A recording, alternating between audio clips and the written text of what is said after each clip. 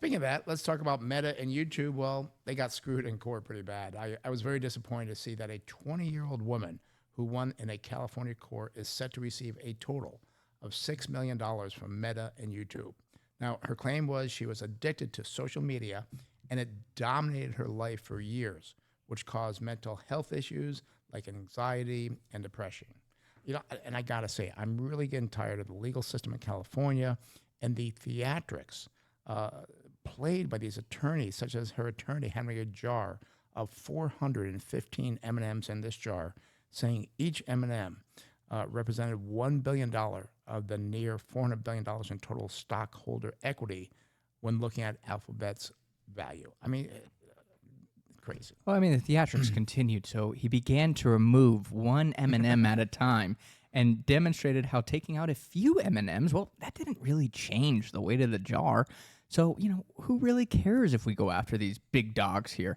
But my feeling is that this attorney, I mean, he should go to Hollywood. I mean, he's trying to get that acting job. This is just nuts that they're able to kind of get away with this, in my mind, when it comes to the lawsuits.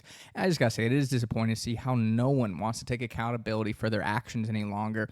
They want to blame somebody else and not take responsibility for the fact that, well, she uploaded more than 200 YouTube videos before the age of 10 and had 15 Instagram accounts before she was 15. I do have to ask here, though. I mean, I will say, I'll give her a little bit of grace. Obviously, as a child, Right. you don't have that full control there. But, I mean, where were the parents? Where were the guardians? I mean, that is a big issue. You can't wipe out social media for everybody because of this one 10-year-old was having issues. Right. There has to be other guardrails in place. And this is a huge, huge letdown, I'd say, for this little girl. But again, I can't fault the companies for that. No, I can't either. And what I thought was funny, you said 15 Instagram accounts. We've got, what, 2? I mean, we're a business. One for you, one for me. Yeah. Why did you have 15? I mean, I don't know. It's just kind of crazy. And to blame somebody else for that. This, and here's the bad part, this could just be the beginning, as there are 3,000 other similar lawsuits against social media companies that are pending right now in the California courts. I do believe there should be some changes made to the regulatory framework around social media, but this just goes too far, and it's just my opinion, greed from attorneys and people that are trying to get a free ride. Like, oh, here's a big company, let's sue them. The attorneys get 40%, maybe more sometimes, the way that our legal system is, and everybody's just abusing the system to go after the company. Well, these big again, companies. the M&M example, the $415 billion, that shouldn't matter in my mind. The money shouldn't matter. You shouldn't be suing somebody because they have money. The issue is what happened. Is that right or wrong? But then to pull in the money aspect of it, it's like that is just the theatrics. That is really where I have some big issues because that's just a money grab. And that's exactly what this ultimately is. And in many cases, the attorneys, as you said, that they're getting their cut.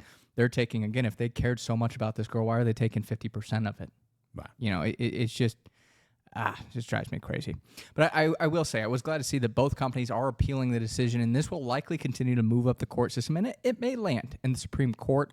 Meta, well, they also lost a case in New Mexico this past week as jurors found that Meta willfully violated the state's unfair practices, the state's attorney general.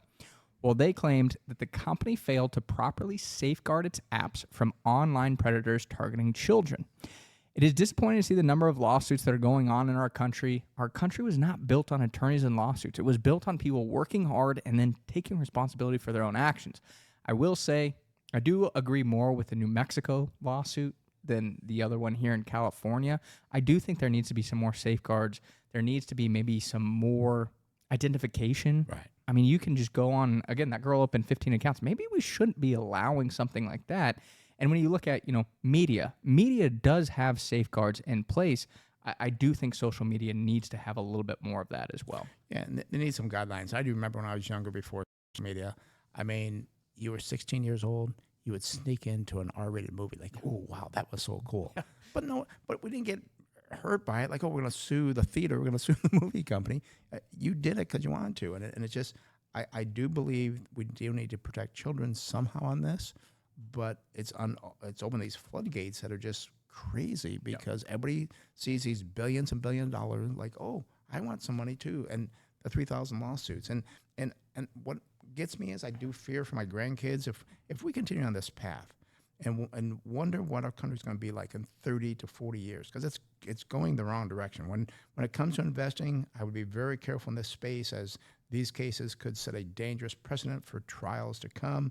There's also federal trial set to begin this summer in the Northern District of California, involving claims by school districts and parents nationwide that apps from Meta, YouTube, TikTok, and even Snap, when it was still around, help foster detrimental mental health-related harm to young users. And this is just something that we spend so much time in courts and everything now. I think half the stories, it seems to be in the Wall Street Journal, somebody's suing this, somebody's suing that, somebody wants this.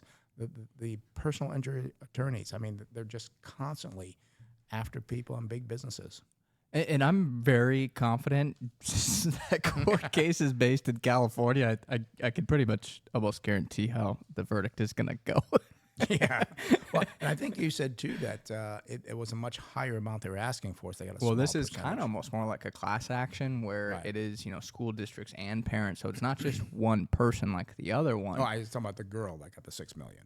Oh, yeah, they wanted a lot more. I think I was reading it was something like they only got 0.5% of Right. what they were asking for. And, I mean, the issue I look at, again, from an investing standpoint, is that precedent is so dangerous because that's just one person. The $6 million payout between Meta and YouTube is nothing to them. No.